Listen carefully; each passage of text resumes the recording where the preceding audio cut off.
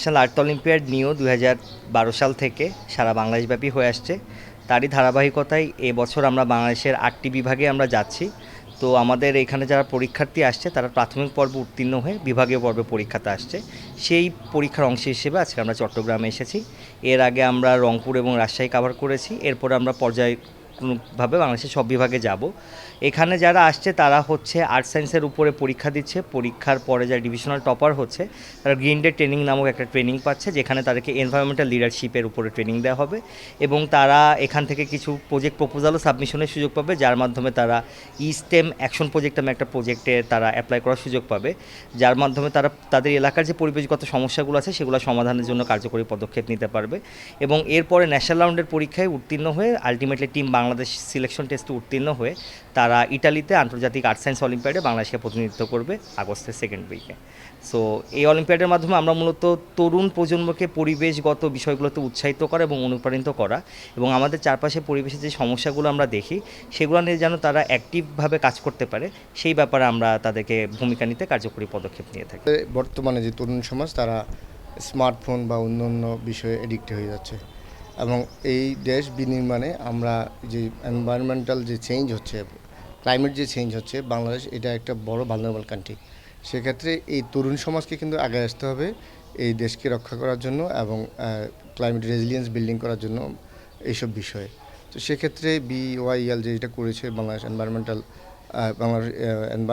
Bangladesh youth environment যে initiative যেটা করেছে সেটা একটা দুর্দান্ত আইডিয়া এবং ইয়ুথদেরকে এটাকে ইনভলভ করে পরিবেশগত যে সচেতনতা এবং তাদের যেই অবদান রাখার যে সুযোগ আছে সেই বিষয়ে শুধুমাত্র তারা আইডিয়া দিচ্ছে না, ট্রেনিং দিচ্ছে না, তারা মেন্টরশিপও দিচ্ছে, অর্থাৎ তারা এই আইডিয়াগুলি কাজ করার জন্য এবং বাংলাদেশের গড়ি পেরিয়ে তারা ইন্টারন্যাশনাল পর্যায়ে যাতে যেতে পারে এবং আন্তর্জাতিক পর্যায়ে অবদান রাখতে পারে, আরও বেশি কাজ করার যে সুযোগ সেই কাজটা যে পথটা তারা সৃষ্টি করছে। এটা খুবই গুরুত্বপূর্ণ একটা উপকার আমাদের জন্য, যে আমাদের বাংলাদেশে এখন তো যে প্রাকৃতিক পরিবেশ খুবই দূষিত হচ্ছে, গাছপালাগুলো সব কমে যাচ্ছে। তো এটা এমন একটা ইনিশিয়েটিভ তরুণদের জন্য যে তাদের নতুন আইডিয়াগুলোকে আমরা কাজে লাগিয়ে কী ধরনের বাস্তবায়ন করতে পারি সেটা আমাদের পরিবেশের জন্য খুবই গুরুত্বপূর্ণ। কারণ তারা হচ্ছে এখনকার আমাদের যে নতুন যুগ, তাদের হয়তো নতুন নতুন কোনো আইডিয়া থাকতে পারে।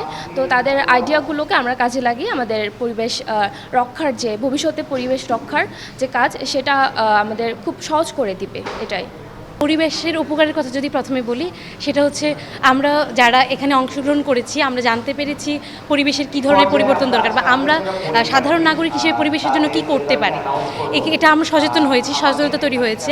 এই প্রোগ্রামের মাধ্যমে এরকম হাজারো শিক্ষার্থী সচেতন হচ্ছে, তারা তাদের পরিবারকেও সেটা জানাবে। এর মাধ্যমে পুরো বাংলাদেশ ছড়িয়ে যাবে, একটা সুন্দর পৃথিবী হবে, একটা নিরাপদ বাংলাদেশ হবে। পরিবেশের জন্য এই অনুষ্ঠানটি খুবই গুরুত্বপূর্ণ ভূমিকা পালন করবে। যেমন আমরা এখন আছি হচ্ছে চট্টগ্রামের ভূপ্রকৃতিগত এরিয়া সব কিছুই হচ্ছে এই আমাদের এই যে আমরা যে উদ্যোগটা নিয়েছি সেটির উপর নির্ভরশীল। আমরা এই অলিম্পিয়াডের মাধ্যমে এই যে ছোট ছোট বাচ্চাগুলোকে আমরা হচ্ছে সচেতন করছি যে যেন তারা তাদের পরিবেশ, তাদের মানে আশেপাশে তাদের নিজেদের থেকে যাতে তারা হচ্ছে নিজেদের উদ্যোগেই যাতে পরবর্তীতে নিজেদের পরিবেশকে যাতে সুরক্ষিত করতে পারে।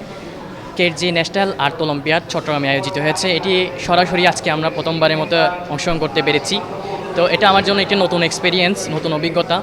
তো পৃথিবীটা হচ্ছে মূলত আমাদের, এই পৃথিবীটা সম্পর্কে জানা, এই পৃথিবীটাকে রক্ষা করা হচ্ছে আমাদের দায়িত্ব এবং কর্তব্য। তো আজকে আমি প্রোগ্রামে এসে যে পৃথিবীর বিভিন্ন খুঁটিনাটি দিক, যেমন পৃথিবীতে যে এক্সিস্ট করে জলমণ্ডল, বায়ুমণ্ডল, জীবমণ্ডল, কত কিছু যে এক্সিস্ট করে, পৃথিবীকে কীভাবে রক্ষা করা যায় ইত্যাদি বিষয়ে আমি অনেক বেশি ধারণা পেয়েছি। এবং তরুণদের যে আমরা যে কীভাবে ইউথরা এই পরিবেশ রক্ষায় কাজ করতে পারি সে বিষয়ে আমরা অনেক বেশি জ্ঞান অর্জন করতে, অনেক বেশি জানতে পেরেছি। এবং ভবিষ্যতে মানুষকে যাতে তৃণমূল থেকে পরিবেশ বিষয়ে সচেতনতা করা যায় সেই বিষয়ে আমরা একটা ট্রেনিং সেশন পেয়েছি।